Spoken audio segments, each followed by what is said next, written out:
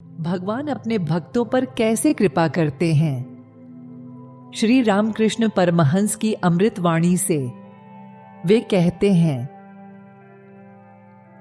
लड़का न होने पर लोग आंसुओं की धारा बहाते हैं। धन संपत्ति नहीं मिली तो कितनी हाय हाय करते हैं।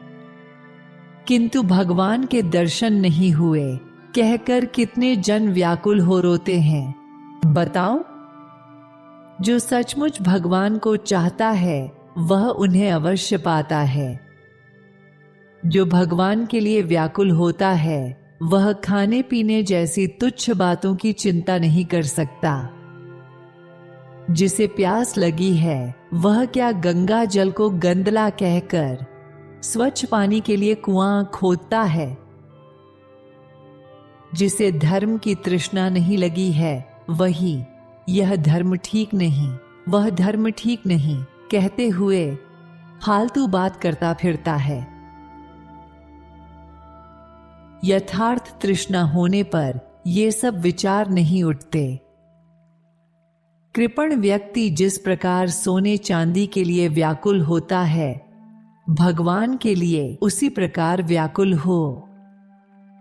भगवान को पाने के लिए ऐसा व्याकुल होना चाहिए जैसे डूबता हुआ आदमी सांस लेने के लिए होता है। भगवान को प्राप्त करने के लिए किस प्रकार की व्याकुलता चाहिए। सिर में घाव हो जाने पर कुत्ता जिस प्रकार बेचैन होकर दौड़ता फिरता है, भगवान के लिए भी उसी प्रकार की छटपटाहट चाहिए। हे मन, श्यामा मां को एक बार ठीक ठीक आंतरिकता के साथ पुकार, देखें तो सही वह आए बिना कैसे रह सकती है। ठीक ठीक हृदय से पुकारा जाए तो भगवान दर्शन दिए बिना नहीं रह सकते। भगवान के प्रति किस प्रकार का आकर्षण होना चाहिए। सती का पति की ओर, कृपण का धन की ओर तथा विषयी का विषय की ओर जो आकर्षण होता है, उन तीनों को एकत्र मिलाने पर जितना आकर्षण होता है उतना यदि भगवान के प्रति हो तो उनका लाभ होता है। ईसा एक दिन समुद्र के किनारे घूम रहे थे। एक भक्त ने आकर उनसे पूछा, प्रभो, ईश्वर को कैसे पाया जा सकता है। ईसा ने उसी समय उसे पानी में ले जाकर डुबो रखा। थोड़ी देर बाद उसे हाथ पकड़कर उठाते हुए पूछा, अभी तुम्हारी हालत कैसी हो रही थी।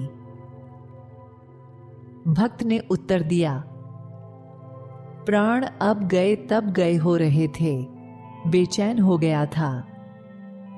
तब ईसा ने कहा, जब भगवान के लिए तुम्हारे प्राण इसी तरह व्याकुल होंगे तभी उनके दर्शन होंगे। इसी जन्म में ईश्वर को प्राप्त करूंगा, 3 दिन में प्राप्त करूंगा, एक ही बार उनका नाम लेकर उन्हें प्राप्त कर लूंगा। इस प्रकार की तीव्र भक्ति होनी चाहिए, तभी भगवत प्राप्ति होती है। हो रहा है, हो जाएगा, इस प्रकार मंद भक्ति ठीक नहीं।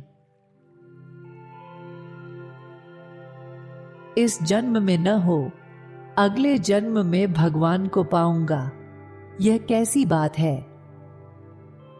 ऐसा ढीला ढाला सुस्त भाव नहीं रखना चाहिए। उनकी कृपा से उन्हें इसी जन्म में प्राप्त करूंगा, इसी क्षण प्राप्त करूंगा। मन में इस तरह का जोर रखना चाहिए, विश्वास रखना चाहिए, इसके बिना नहीं होता। यह नहीं कि भगवान हमें भोजन देते हैं इसलिए वे दयामय हैं। पिता अपनी संतान को भोजन तो देगा ही। वास्तव में वे इसलिए दयामय हैं कि वे हमें कुपट में जाने से बचाते हैं, मोह या प्रलोभन से हमारी रक्षा करते हैं। प्रश्न, किस प्रकार के कर्म से हम ईश्वर को पा सकते हैं? उत्तर: मनुष्य उन्हें अमुक कर्म से पा सकता है, अमुक से नहीं, ऐसे बात नहीं। उनकी प्राप्ति होना उन्हीं की कृपा पर निर्भर है, पर उनकी कृपा के लिए व्याकुल होकर कुछ कर्म करते रहना चाहिए। उनकी कृपा से सुयोग मिल जाता है, अनुकूलता हो जाती है। कभी ऐसा हो जाता है कि भाई ने संसार का कुल भार ले लिया, तुम निश्चिंत हो गए। स्त्री विद्या शक्ति धार्मिक निकली, उसकी ओर से कोई बाधा नहीं रही, या विवाह ही नहीं हुआ। इस तरह से संसार में फंसना ही न पड़ा। इस प्रकार सुयोग के मिलने पर काम बन जाता है। दिया सलाई की एक लकड़ी के जलते ही हजारों साल का अंधकार भी उसी क्षण दूर हो जाता है। वैसे ही एक बार ईश्वर की कृपा दृष्टि के पड़ते ही जीव के जन्म जन्मांतर के पाप पुंज तत्काल दूर हो जाते हैं। कुछ मछलियों में अधिक कांटे होते हैं और बहुत कुछ में एक ही कांटा होता है, पर मछली खाने वाला खाते समय सभी कांटों को निकाल फेंकता है। इसी तरह कुछ लोगों में अत्यधिक पाप होते हैं तो किसी में एक आधी, परंतु ईश्वर की कृपा होने पर सभी के पाप दूर कुछ जाते हैं। मले पवन के लगने से जिन पेड़ों में कुछ सार है वे सब चंदन बन जाते हैं, परंतु बांस, केला आदि सार रहित वृक्षों पर कुछ असर नहीं होता।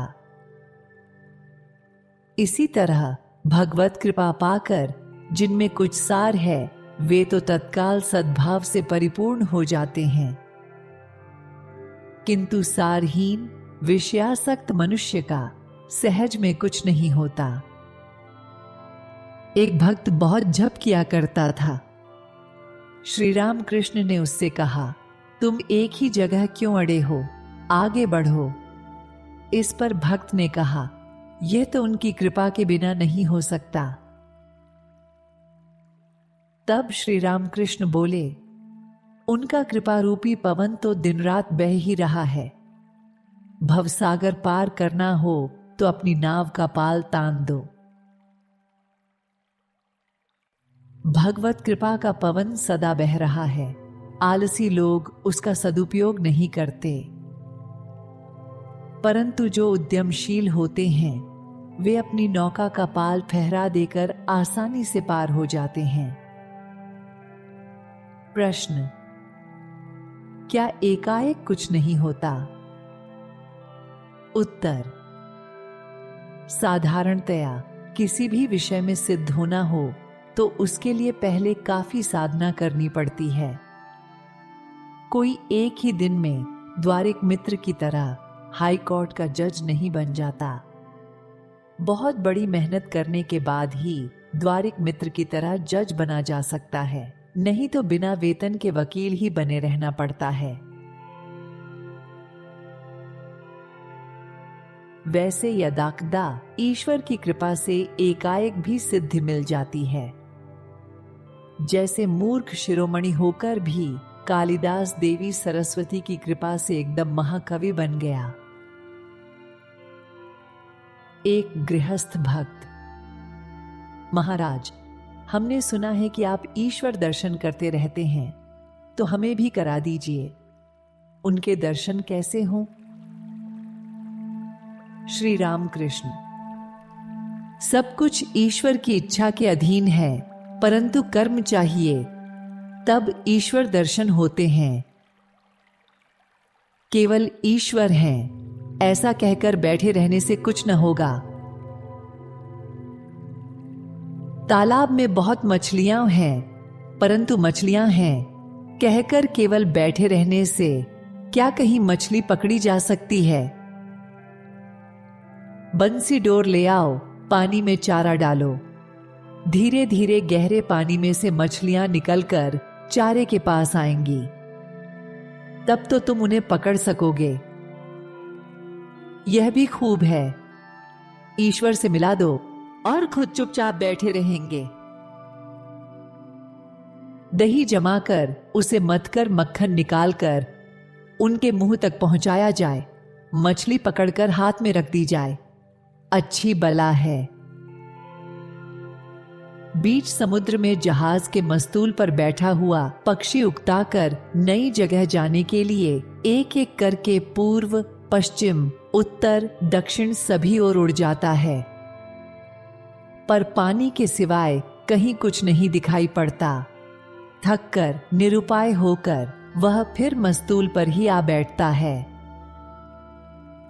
इसी प्रकार साधक भी अनुभव सिद्ध हितैषी गुरु के द्वारा निर्देशित साधना विधि का नित्य पालन करते करते उगता जाता है तथा हताश हो गुरु के प्रति विश्वास खोकर निजी प्रयत्न के द्वारा भगवत प्राप्ति करने के लिए मनमाने साधन मार्गों में भटकने लगता है, पर उसका सब परिश्रम विफल ही होता है। अंत में उसे उसी गुरु की शरण में लौट आना पड़ता है। जब तक हवा न बहती हो तभी तक लोग गर्मी दूर करने के लिए पंखा झलते हैं। एक बार हवा बहने लगी कि पंखा नीचे रख देते हैं। साधना में भी जब तक ईश्वरीय सहायता न मिले तब तक साधक को स्वयं मेहनत करनी पड़ती है। ईश्वर की कृपा हो जाने पर फिर मेहनत नहीं करनी पड़ती।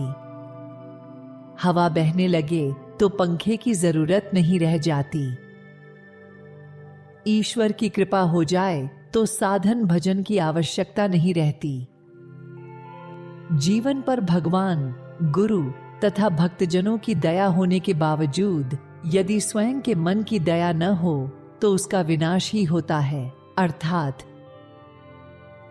इन तीनों की कृपा के होते हुए भी यदि मनुष्य के मन में मुक्ति की स्पृहा न हो, व्याकुलता न हो, तो सदुपदेश, साधु संग आदि सब विफल ही होते हैं।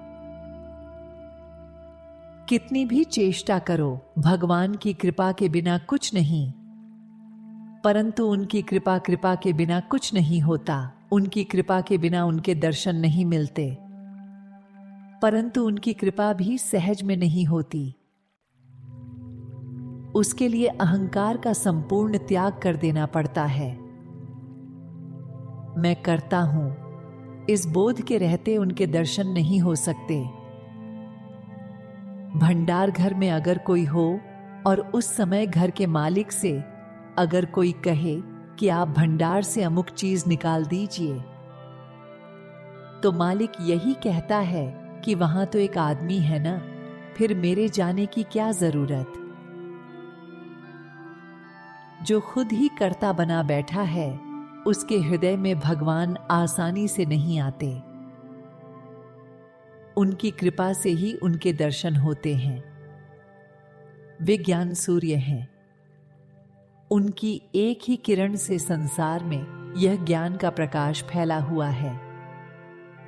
उसी की सहायता से हम एक दूसरे को पहचानते हैं और संसार में तरह तरह की विद्याएं सीखते हैं। यदि वे एक बार अपना प्रकाश अपने चेहरे पर डालें तो हमें उनके दर्शन हो सकते हैं।